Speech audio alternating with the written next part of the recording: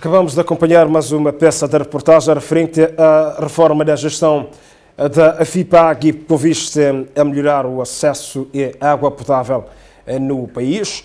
É chegado o momento para a nossa entrevista, conforme é prometido e prometido é devido, nós fazemos sempre a questão de cumprir.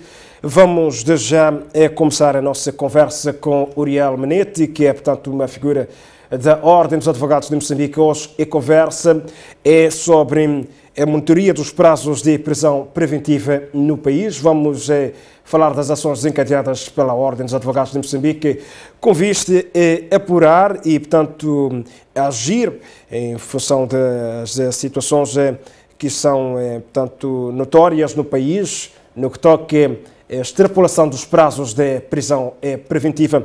Vou, a partir de já, apresentar o meu convidado, Flávio Menete. Seja muito bem-vindo. Esse espaço de entrevista, estamos em direto também com a Rádio Mas em 94.1 FM. Podem saudar os nossos telespectadores e vamos conversar. Muito bom dia, Mustafa. Muito bom dia a todos os telespectadores que nos assistem. Quero, em primeiro lugar, agradecer pelo convite que me foi formulado para usar deste espaço e, junto consigo, fazer a divulgação da campanha que a Ordem dos Advogados, por intermédio da sua Comissão de Direitos Humanos, está a desencadear, visando a melhoria do nosso Estado de Direito Democrático e visando a proteção de direitos fundamentais dos cidadãos. Pois bem, as cartas estão na mesa, condições criadas para termos uma conversa saudável. Como é que está, em suma, a situação das prisões preventivas no país? O que é que leva a Ordem dos Advogados a desencadear esta ação? Bem, Mustafa, não é novidade para quem quer que seja que nós temos graves problemas no que tange, primeiro, a superlotação das cadeias e, em resultado desta superlotação, há um exercício que se faz no sentido de perceber o que efetivamente está a acontecer para que as nossas penitenciárias estejam superlotadas. Desencadeado este exercício, foram trazidos números que para a Ordem dos Advogados não constituem novidade, mas creio que o Mustafa terá acompanhado o informe da Procuradora-Geral da República, dando conta de que nós estamos muito acima daquilo que é o expectável no que concerne à lotação das nossas cadeias. E o que se mostra muito grave nesta situação é que dos cerca de 18 mil reclusos que nós temos, 31,9% dos mesmos aguardam ainda por um julgamento, o que significa, em outras palavras, que temos cerca de mais de um terço da população prisional ainda em situação de prisão preventiva. Isso. Obviamente que se estão nessa situação, muitos deles estão com os prazos de prisão preventiva muito extrapolados e daí que mostra-se necessário que se proceda a mecanismos para desanuviar as cadeias, mas o objetivo primário não é desanuviar as cadeias, mas é garantir que o cidadão tenha o seu direito de liberdade respeitado.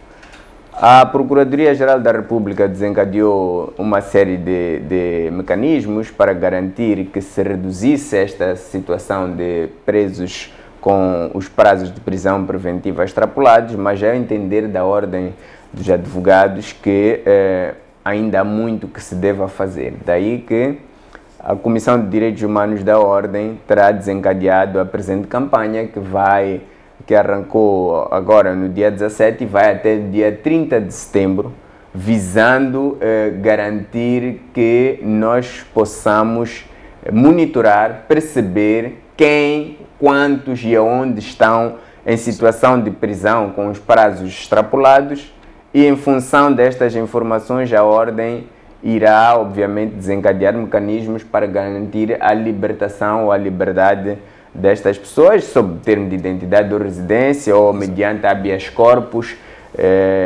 Portanto, há um exercício que a Comissão de Direitos Humanos está a desencadear, visando garantir a libertação de quem esteja em situação de prisão preventiva extrapolada. Portanto, esta ação será basicamente uma assistência e patrocínio a pessoas que eventualmente não tenham posição ou recursos para por si agir ou por falta de conhecimento de advogados. Estamos a falar por aí. Exatamente. O que a Ordem vai fazer, e é bom que o telespectador esteja atento, é receber denúncias por intermédio de uma plataforma virtual, mas principalmente denúncias de quem se possa dirigir ou contactar a Ordem dos Advogados, comunicando que tem um familiar, um conhecido ou alguém próximo que se encontra na situação de prisão com os prazos extrapolados. E, uma vez recebidas estas denúncias ou informações, a Ordem irá obviamente, destacar advogados e advogados estagiários que, junto das autoridades competentes, vão desencadear os mecanismos judiciais para garantir a soltura destas pessoas.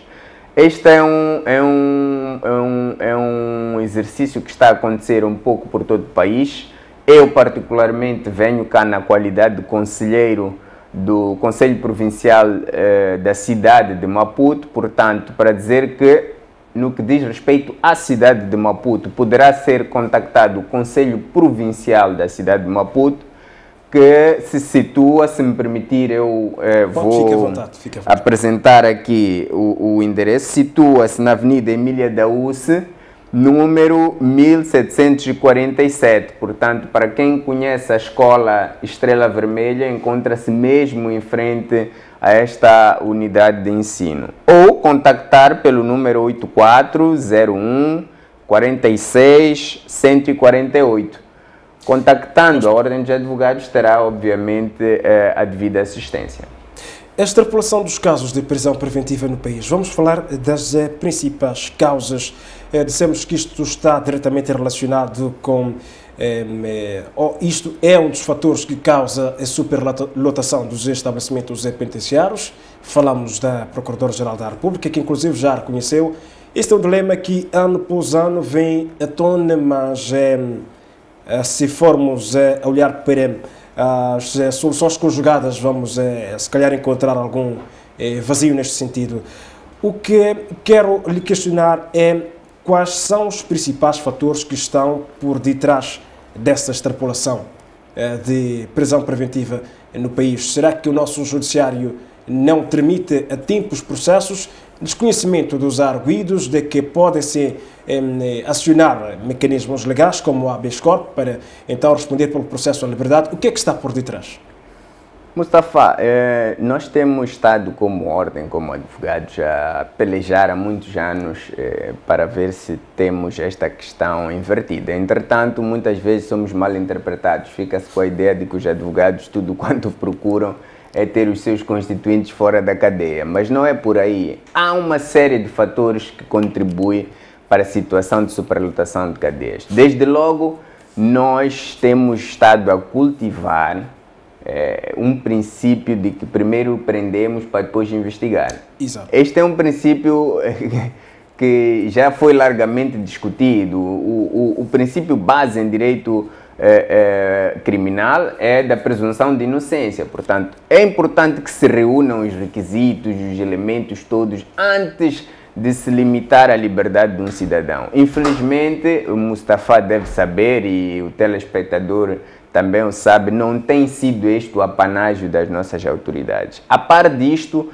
nós temos muitas vezes negligenciado, nós como sistema de administração de justiça, temos negligenciado outros mecanismos de controle de quem esteja em fase de responder a um processo. Nós sabemos perfeitamente que podemos ter pessoas em liberdade condicional mediante termo de identidade de residência, mas isto é ainda um dilema para ser assumido como uma hipótese pelo judiciário. Nós sabemos que as cauções que são arbitradas, aliás, os mídias têm nos trazido muitas vezes questões inerentes às cauções. As cauções estão muito aquém das capacidades das pessoas, ficamos com a impressão de que são estabelecidas ou fixadas cauções, mesmo para a pessoa não estar em condições de se ver livre em situação de liberdade condicional,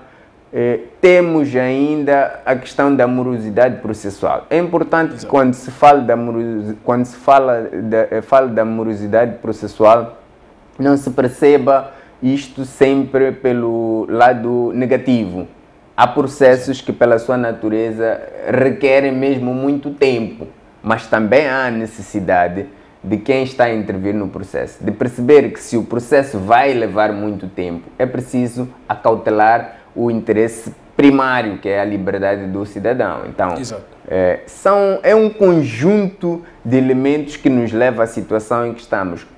Fora tudo isto, falamos aqui, tem relação com as situações de prisão preventiva. Também há pessoas a cumprir penas quando é nosso entendimento que poderiam se utilizar os mecanismos e formas alternativas à prisão. Portanto, no cômputo geral, se me perguntasse o que é que está a falhar ou o que é que pode ser melhorado, eu diria que nós, como Estado, precisamos discutir uma política nacional, uma política criminal nacional, que é para nós percebermos o que é crime, o que não é na nossa sociedade, com que base é que se estabelece o que é crime e sabermos graduar o crime e acomodar os tipos legais de crime a várias formas que nos permitam não ter as nossas penitenciárias superlotadas. Muito se falou no nosso sistema judiciário de penas alternativas à prisão. Isto, em algum momento, entendeu-se que viria a descongestionar os nossos estabelecimentos penitenciários e, se calhar, resolver, em parte, esta questão da extrapolação de prisão preventiva. Não está a acontecer?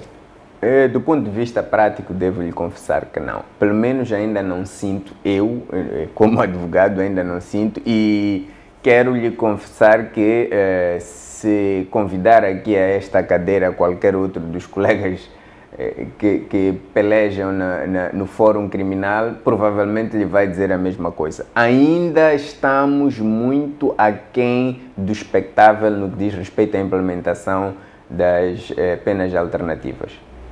Quero insistir nesta questão da morosidade na tramitação de pedidos de liberdade condicional, aliada a esta cifra que também é muito significativa. Quando falamos de 31% dos reclusos são pessoas ou arguidos que aguardam ainda pelo julgamento. Podemos apontar todas as culpas para os tribunais? Bem, eu sou parte, nós como ordem somos parte do sistema de administração de justiça. Nós não queremos apontar o dedo a quem quer que seja. Assumimos que todos nós somos pedras importantes na solução deste problema. Obviamente que é muito mais simples apontar o dedo a quem tem um martelo, porque no fim de contas quem toma a decisão é quem tem um martelo em sua mão. Maior parte, ou num percentual muito mais significativo, eu diria que há alguma reticência por parte do judiciário em implementar algumas medidas. Daí que, sim, podemos apontar o dedo, mas não se exclui também a hipótese de, em alguns casos, em alguns processos, podermos nos deparar com outros motivos que ditem a não anuência da liberdade condicional ou da liberdade provisória. Também devemos dar a mão à palmatória para o facto de que é importante que os advogados também sejam arrojados nos pedidos e corram atrás dos direitos dos seus constituintes. Pois bem, se olharmos para os casos mais mediáticos, vamos ver que há, em grande parte, uma intervenção da defesa dos arguidos ou das pessoas que respondem pelos processos, a submissão de habeas corpus, pagamento de caução, dá-nos um cenário de que as coisas funcionam por um momento, mas quando olhamos para estes números apresentados da população prisional, a população que não não tem ainda a sua detenção legalizada e que aguarda pelo julgamento. Entramos em um cenário de controvérsia. A justiça não está efetivamente a ser igual para todos. Mustafa, de facto o panorama é complicado. Primeiro, é importante que tenha em linha de conta que os casos mediáticos são aqueles que nós temos domínio, regra geral, tem lugar nos locais de maior concentração, até mesmo de advogados. Exato. Não podemos nos furtar a nossa realidade como país. Ainda precisamos de muitos advogados para cobrir o país. Ainda precisamos de juízes, procuradores. Ou seja, a máquina da administração da justiça ainda não chega a todos os cantos do país. Mas há cometimento de crime ou há investigações de crime, há processos em todos os cantos do país. Daí que não me espante o cenário que se mostra visível. Daí, inclusive, que se justifica a campanha que a Ordem dos Advogados está a desencadear. Por nós, como advogados, percebermos que não chegamos a todos os polos todos os dias, precisamos de desencadear este tipo de campanhas para chegar em todo o país, em todos os cantos, em todo momento. E quem sabe, por essa via, contribuirmos para a melhoria do cenário que se mostra bastante negativo no que concerne ao número de reclusos nas nossas penitenciárias. Essa questão era introdutória, questão que vou seguir a fazer sobre casos mediáticos. Acompanhamos ainda na semana fim de restituição à liberdade Maria Helena Taipo, que é um dos casos mais mediáticos no que toca à extrapolação de prisão preventiva no país. Houve a submissão por parte da sua defesa de um pedido de habeas corpus que foi tanto anuído positivamente pelo Tribunal de Recurso. É um caso mediático. Quando falamos de Helena Taipo, estamos a falar de uma antiga ministra, estamos a falar de uma antiga embaixadora. Há também, para estas figuras, uma necessidade ou um interesse maior do sistema judiciário de ter essas pessoas em prisão para, entretanto, facilitar o processo de investigação.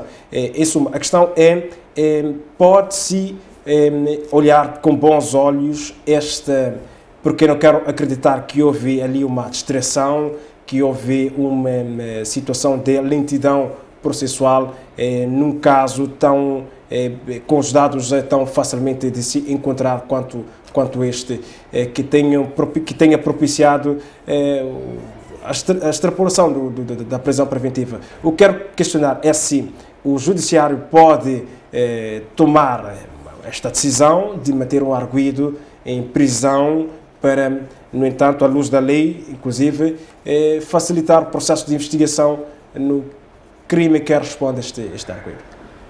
Bem, Mustafa, eu vou falar de modo geral, não me quero imiscuir no processo. Há colegas a trabalharem no processo da senhora Helena Taipo, mas o que lhe quero asseverar é o seguinte: o Judiciário obedece à lei, o Judiciário não toma decisões arbitrárias.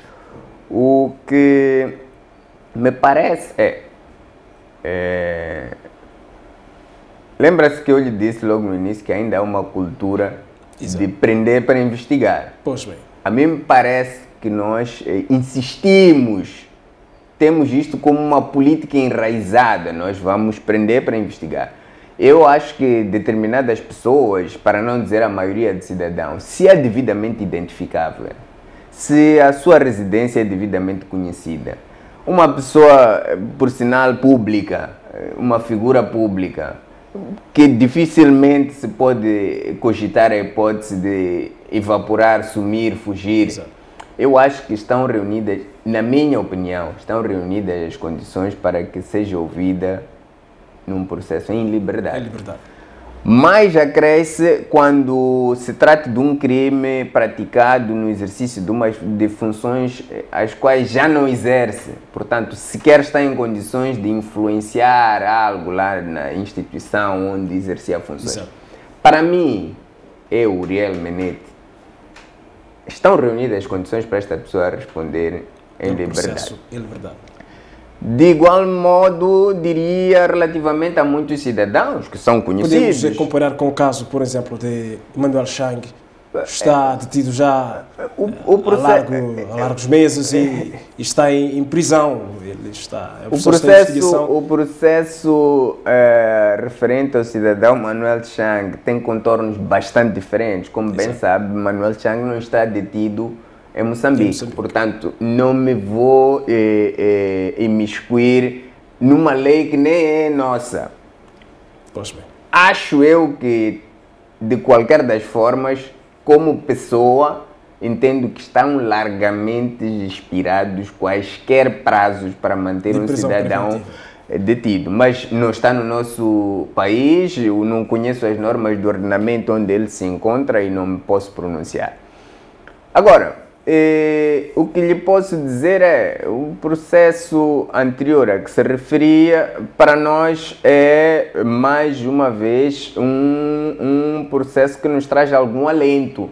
Exato. Na medida em que, embora tardiamente, a decisão foi emanada, queremos nós, na base de critérios legais e factuais que ditaram a libertação da pessoa. É importante que a sociedade não se choque com isto.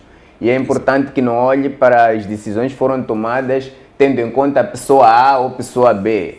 O que se pretende ali é acautelar um direito. E o que nós, como ordem, queremos é que, independentemente de ser o Mustafa, ou ser o Uriel, ou ser qualquer outro cidadão, tenha direito a fazer uso daquele expediente que se chama habeas corpus e que tenha provisão se mostrarem reunidas as condições para ser liberto mediante decisão em sede da providência de habeas corpus.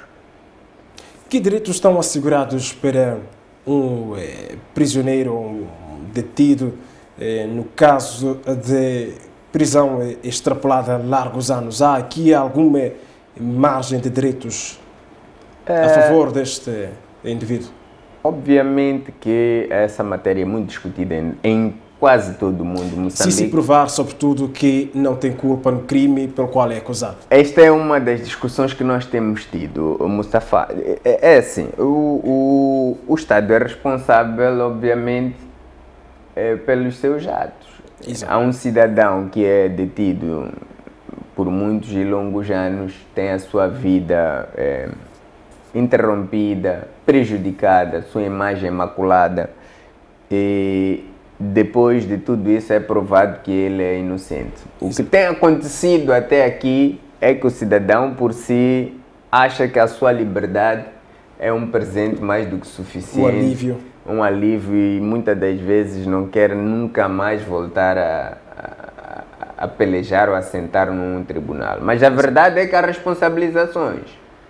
No caso de Moçambique, nós temos assistido casos em que o Estado deveria ser responsabilizado por este tipo de situações. Deveria ser responsabilizado. E este deveria ser um dos mobs para o judiciário evitar prisões sem que tenha elementos suficientes para garantir uma prisão preventiva.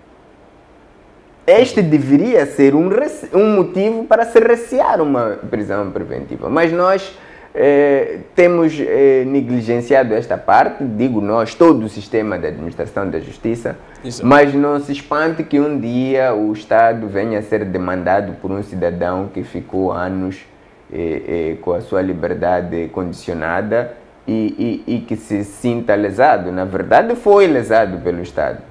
Quem se encontra na situação de prisão preventiva e que venha a se provar que, no fundo, não cometeu nenhum crime, no fundo, foi lesado. E há direito à compensação, sim. Pois bem. Podemos olhar para o novo Código do Processo Penal. Gerou algum debate na esfera pública, sobretudo no que toca a prazos de prisão preventiva. Queria o seu comentário acerca deste processo. Qual é o seu parecer naquilo que são os novos prazos estabelecidos? Bem, nós,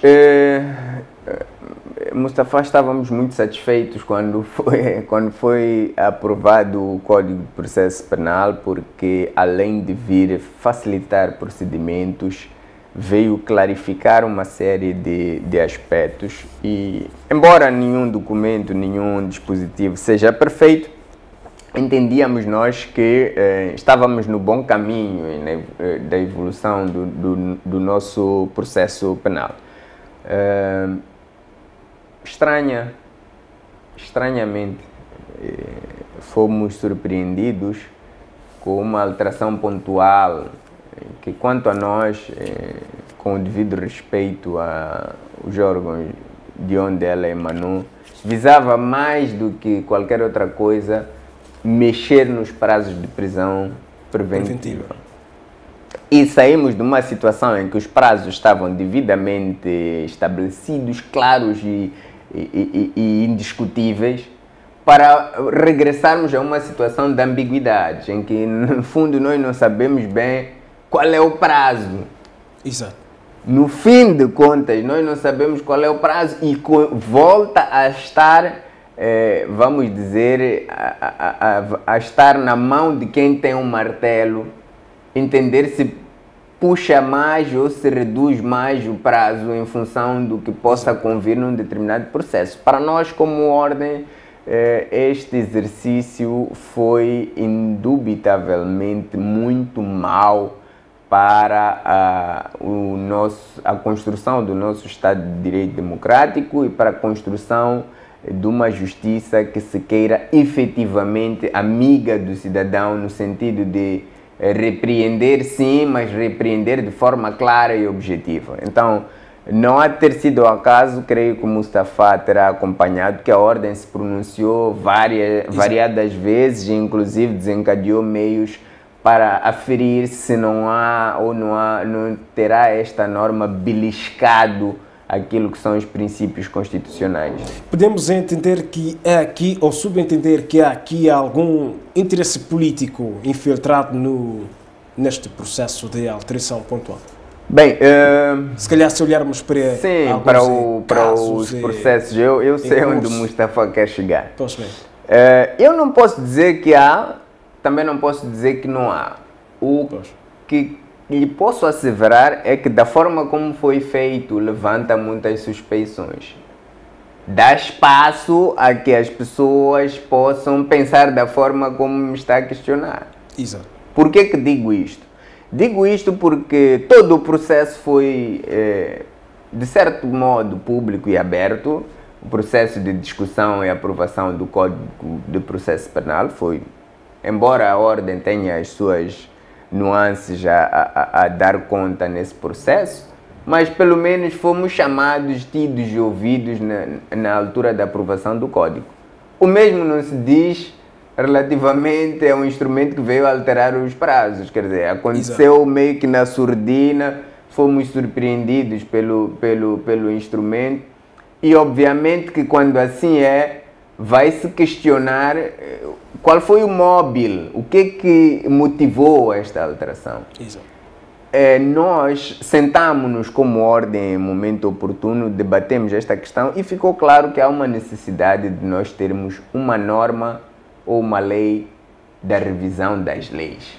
O que isto quer significar? É preciso que, antes de decidirmos mudar uma lei, se justifique e haja procedimentos legalmente previstos com muita clareza. Algumas especulações. Exatamente, para que nós percebamos, ok, está-se a alterar a lei X por motivo Y. Determinado fundamento. Sim, quer dizer, não pode ser arbitrário, quer dizer, não pode ser um grupo de pessoas ou um grupo de entidades isoladamente que entende que melhor seria assim ou assado. No fim do dia, estes prazos não dizem respeito ao Tribunal Supremo, não dizem respeito aos tribunais judiciais, não dizem respeito ao Tribunal Administrativo, não dizem respeito à ordem, dizem respeito a uma nação. E a nação tem que estar em condições de perceber por que a sua lei é assim e não é de outra forma.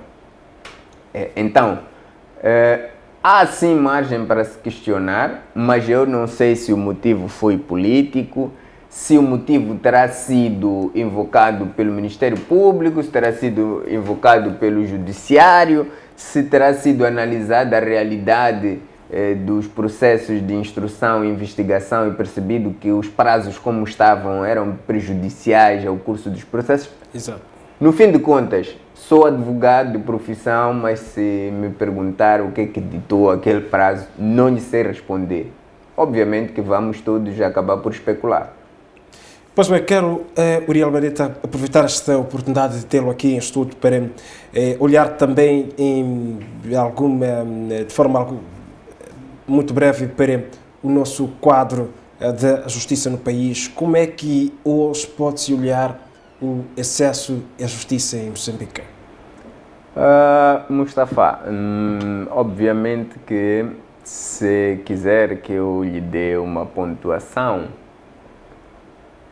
porque somos obrigados a ser realistas, eu certamente não daria nota positiva ao nosso cenário atual. Não daria nota positiva porque estamos sentados aqui, por exemplo, que temos de debater superlotação de cadeias. Isso. Nós estamos acostumados a ser brindados negativamente com informações relativas a raptos neste país. Infelizmente, temos informação dos raptos, mas dificilmente temos informação dos raptores. Nós temos processos ainda em curso há largos anos que têm, como bem sabe, impacto muito significativo na situação do país. Nós temos ainda problemas relacionados com a morosidade processual, nós temos problemas relacionados com prazos, com processos mal instruídos. Nós não podemos esquivar a palmatória, ainda precisamos de melhorar a qualidade, não só dos juízes, dos magistrados, mas também a qualidade dos advogados.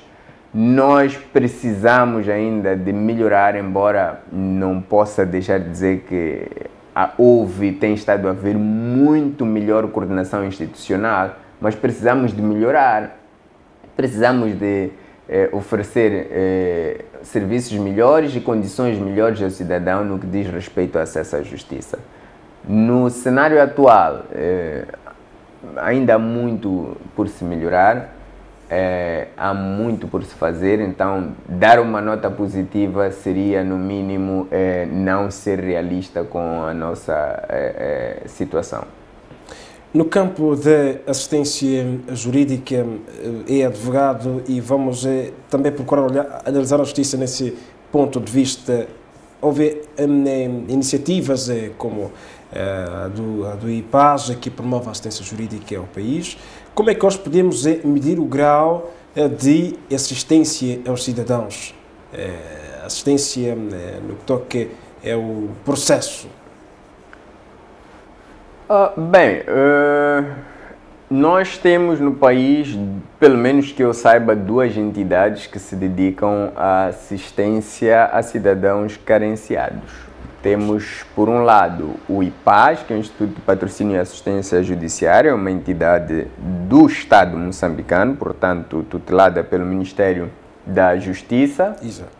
E temos o IAS, que é o Instituto de Assistência Jurídica, que é tutelado pela Ordem dos Advogados. Estas duas entidades, por sinal, felizmente, têm estado a cooperar em vários domínios, inclusive de formação de advogados e advogados estagiários. Estas duas entidades têm se desdobrado em esforços para garantir o acesso à justiça por quem não esteja em condições de pagar por este tipo de serviços. Portanto, diria que estamos a crescer em termos numéricos, pelo menos. Nós, se o Mustafa visitar, ou qualquer telespectador pretender visitar, pode visitar o Conselho Provincial da cidade de Maputo, que é mesmo aqui na cidade de Maputo, e vai perceber que existem lá centros para receber cidadãos carenciados e, diga-se a verdade, está quase todo dia repleto de cidadãos que buscam por assistência. O IPAGE, igualmente. Agora, se do ponto de vista de números temos estado a crescer, pelo menos nos principais centros de concentração populacional do país, é importante que nós também nos preocupemos com a melhoria da qualidade dos serviços que são prestados. E é este o exercício que a Ordem tem estado a desencadear e o IPAGE tem acompanhado este exercício e tem feito o seu também. Exato. Portanto, há melhoria nesse aspecto, nesse campo, mas ainda há muito que se deve fazer.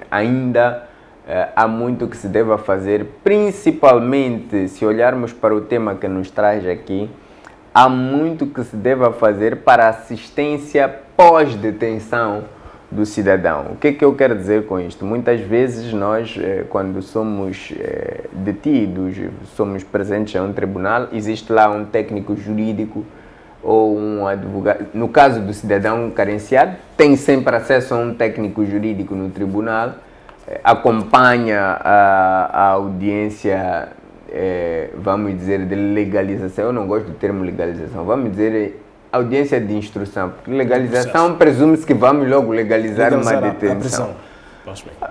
Acompanha-o naquele momento, mas o que temos percebido é que muitas vezes, saído dali, se não vai em liberdade, portanto, se é detido, há um interregno de tempo em que ele está à espera que apareça alguém à cadeia para o acompanhar. Exato. Então, são estes aspectos que tanto o IAS como o IPAS têm necessidade de melhorar, e a qualidade dos seus próprios técnicos, qualquer uma das entidades, tem se desdobrado em esforços para melhorar.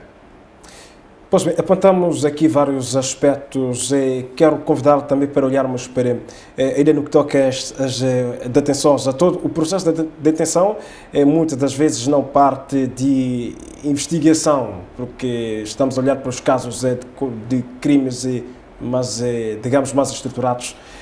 Se falarmos de casos de flagrante ou não, casos de suspeitas, as detenções são feitas na maior parte das vezes, se olharmos perícias estatísticas, pela polícia, a Polícia da República de Moçambique, que no momento em que, suponhamos, caso em que um indivíduo é indiciado de algum roubo ou que a polícia desconfie que um indivíduo tenha protagonizado algum crime, a pessoa é encontrada na posse de uma, vamos lá, arma ou uma substância que se suponha que seja pertencente a este indivíduo, é imediatamente conduzido ao estabelecimento penitenciário. No momento desta detenção é lavrado um auto, o indivíduo é, em algum momento, recolhido às celas, e há situações em que este agente que perpetua esta detenção não está taxativamente abalizado sobre a modalidade do crime, sobre as punições para aquele crime. Às vezes são situações em que o indivíduo merece uma chamada de atenção e não uma detenção. Como é que mede o grau de conhecimento os que estão na linha de frente na condução das detenções no país? Bem, aí, Mustafa, nós temos um problema de raiz. Exato. Digo que temos um problema de raiz porque não poucas vezes foi debatida a questão da prisão em flagrante delito e fora dele. Exato. E também não poucas vezes já se discutiu e tem se discutido quando é que se justifica manter um cidadão em prisão preventiva ou detido.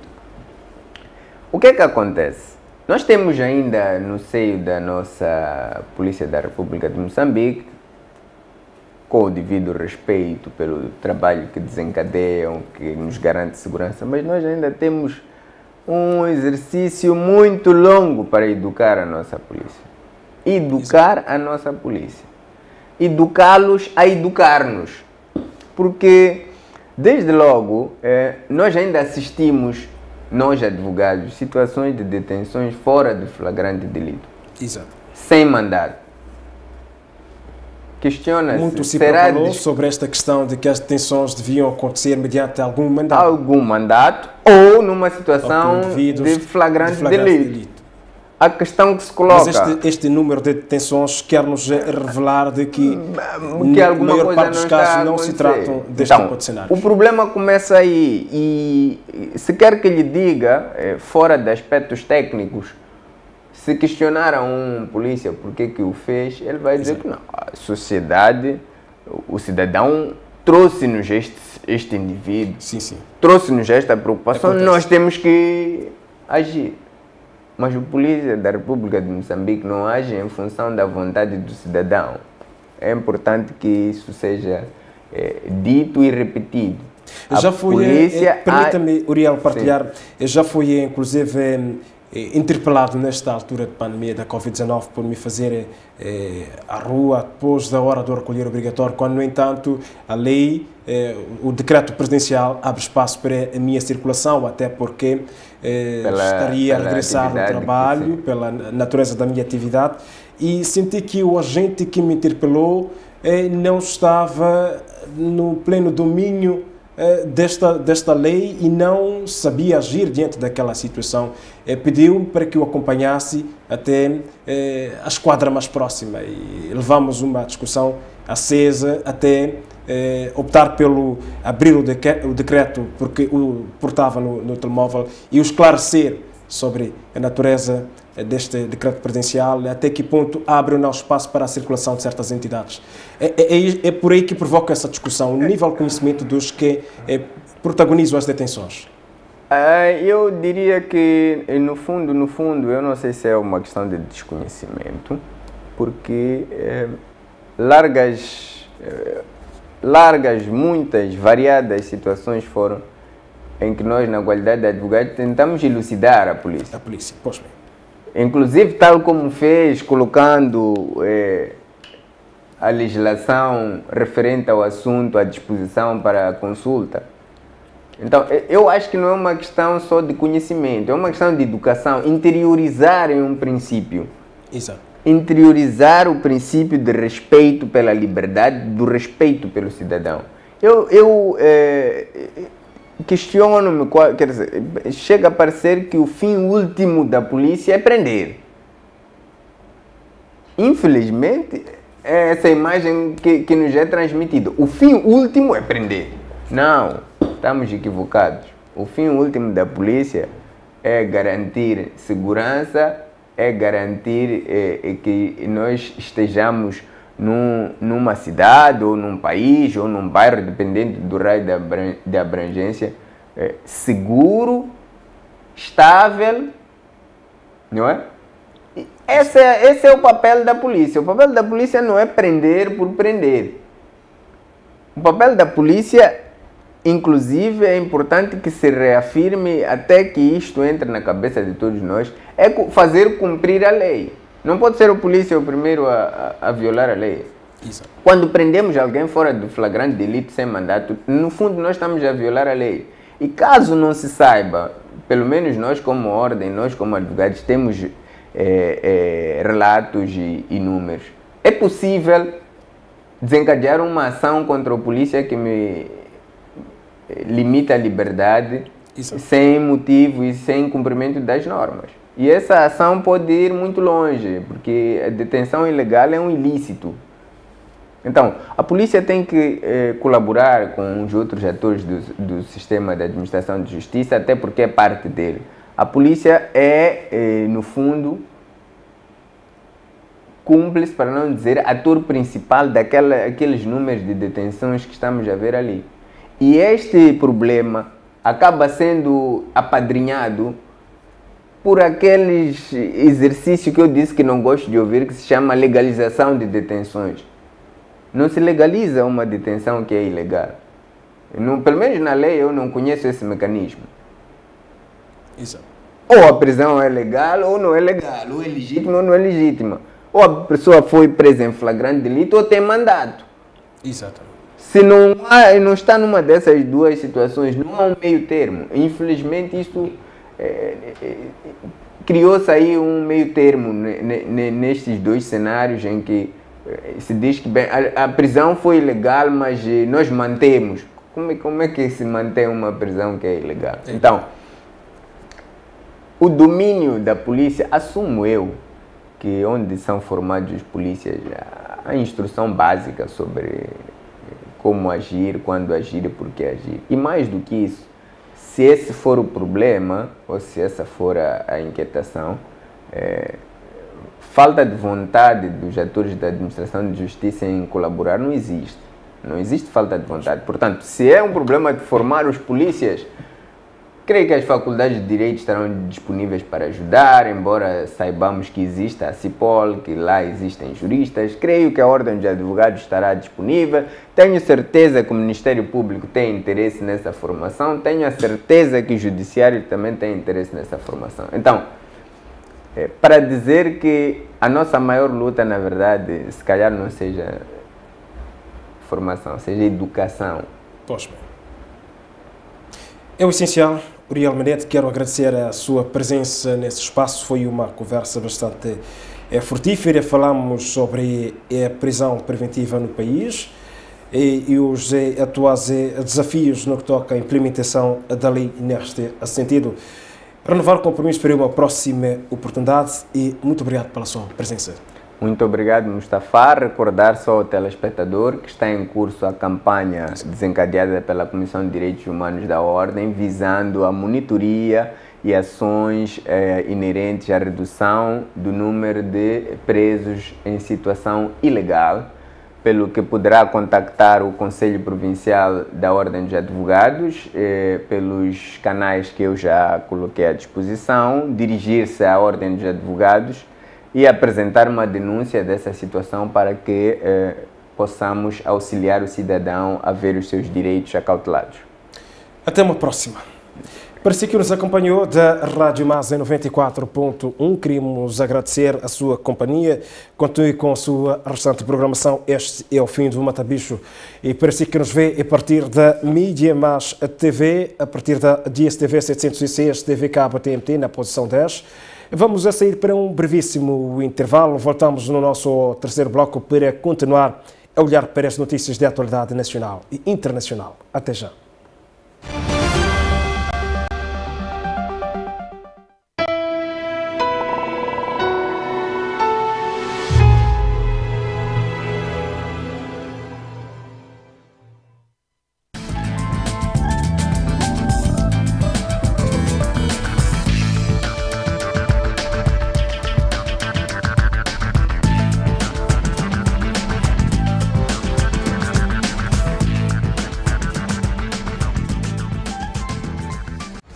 Uma doença crônica, assintomática e que, se não tratada e detectada, lesa silenciosamente os vasos sanguíneos,